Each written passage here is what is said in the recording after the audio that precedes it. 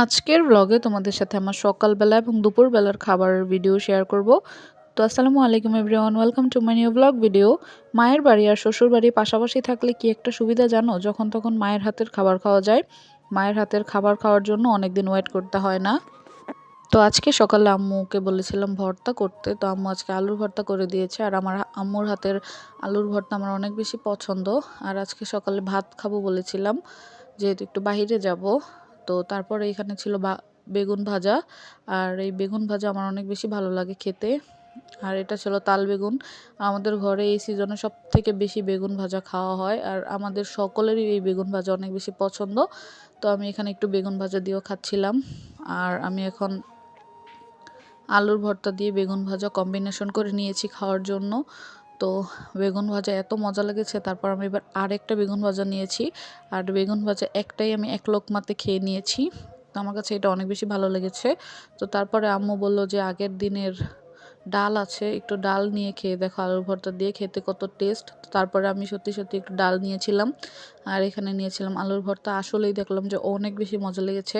আসলে আগের দিনে ডাল হলেও ডালটা খেতে অনেক বেশি ভালো লেগেছে। টমেটো দিয়ে ডাল রান্না করেছিল, আর সাথে আলুর ভর্তা। তো সকালের নাস্তাটা আমার কাছে অনেক বেশি মজা লেগেছে।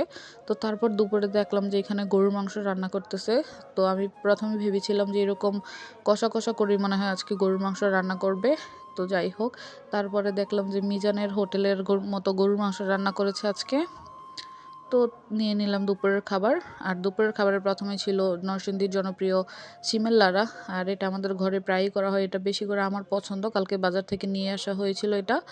তো তারপর একটু লেবু নিয়ে নিয়েছিলাম। এটা আসলে বেশি ভালো লাগে সরিষার দিয়ে বাগার দিলে, বাট এটা পেঁয়াজ রসুন দিয়ে বাগার দিয়েছিল। তারপরও এটা খেতে অনেক বেশি মজা লেগেছে। আর এটাতে একটু ঝাল বেশি দিলে বেশি ভালো লাগে খেতে।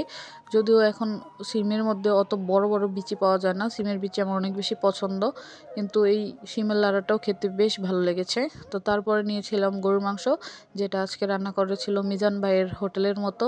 এই যে দেখুন কত বেশি ঝোল। তো এই যে নিয়েছিলাম মিজান ভাইয়ের হোটেলে। তো আসলে এক টুকরা মাংস আর 14 টুকরা আলু। তো আমাদের এখানে আর এটা বরাদ্দ না, যেহেতু নিজের ঘর, কিন্তু আজকে ওই রকমই লাগতেছিল মাংসটা দেখতে এবং খেতেও মাংসটা অনেক বেশি শক্ত ছিল। তবে খেতে মোটামুটি ভালোই লাগতেছিল। শক্ত গরুর মাংসও খাওয়া যায়, অত নরম হলেও ভালো লাগে না। দুপুরবেলা আসলে শুক্রবার দিন গরুর মাংস না খেলে ভালো লাগে না, যে কোনো মাংস রান্না করতেই হবে আমাদের ঘরে। তো আজকে রান্না করেছিল গরুর মাংস। গরুর মাংসটা মনে হয় ষাঁড় গরু না, যার জন্য এত বেশি শক্ত ছিল। তারপরে নিয়েছিলাম অনেক মজার একটা তরকারি। আসলে মাংস থেকেও এটা অনেক বেশি মজা লেগেছে। এখানে ছিল বিলের মাছ আর হচ্ছে টমেটো আলু দিয়ে একটা তরকারি। সবশেষে মনে হয় আম্মু ধনিয়া পাতা সার্ভ করেছিল। তো এখানে আমি একটা ফলি মাছ, টাকি মাছ, বেলে মাছ নিয়েছিলাম খাওয়ার জন্য।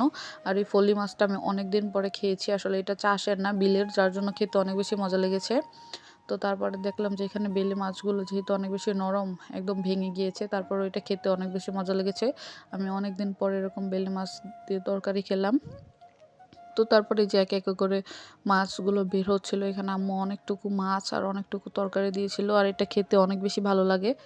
তো আলুগুলো একদম সুন্দর মতো সিদ্ধ হয়ে গিয়েছিল। আর আসলে সত্যি কথা বলবো গাইজ, মাংসের থেকে আমার এই তরকারিটা দিয়ে ভাত খেতে অনেক বেশি মজা লেগেছে। তো আমার কাছে ভালো লেগেছে। আপনাদের কাছে এই তরকারিটা কেমন লেগেছে অবশ্যই কিন্তু কমেন্ট করে জানাবেন। তো তারপরে আমি এখানে একটু টাকি মাছও নিয়েছিলাম। আসলে আমাদের মা আমাদের সব ধরনের মাছ খাওয়া শিখিয়েছে।